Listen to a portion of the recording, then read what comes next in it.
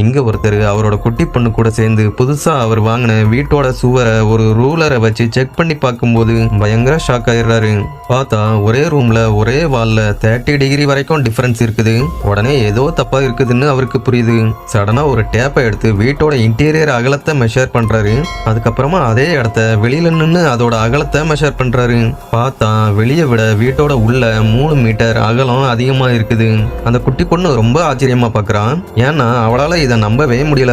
உடனே அந்த குட்டி பொண்ணு வீட்டோட ஒரு சைடு வழியா உள்ள போய் இன்னொரு சைடு வழியா வெளியே வரலாம்னு போறா. ஆனா உள்ள போனவ ரொம்ப நேரம் ஆகியும் வெளியே வரவே இல்லை.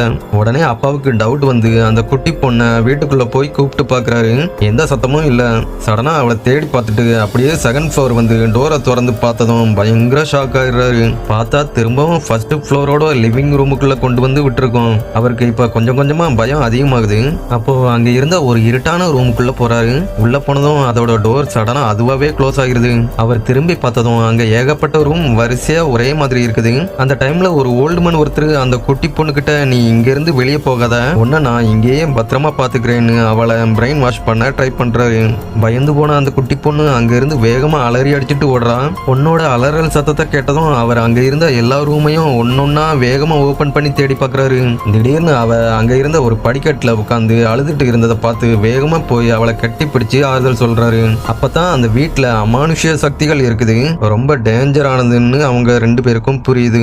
உடனே அவரு போனை எடுத்து ஹெல்ப் கேட்கறதுக்காக அவரோட ஒய்ஃபுக்கு கால் பண்ணி பாக்குறாரு. அவங்க கால் அட்டன் பண்ணவே இல்லை. அதுக்கப்புறமா வீட்டோட ஓனருக்கு கால் பண்றாரு. வீட்டோட ஓனர் சொன்ன விஷயங்களை கேட்டதும் இவரு நடுங்கி போயிடுறாரு. ஆக்சுவலா இந்த வீடு இருக்கிற இடத்துல இதுக்கு முன்னாடி பாவிகளோட ஆன்மாக்களை பூட்டி வைக்கிற தேவாலயம் ஒண்ணு இருந்திருக்கும். அதை இடிச்சு தள்ளிட்டு தான் இந்த வீடை இப்ப கட்டியிருப்பாங்க. இதுவரைக்கும் அந்த வீட்டுக்குள்ள போனவங்க யாரும் திரும்ப வந்ததே இல்லை.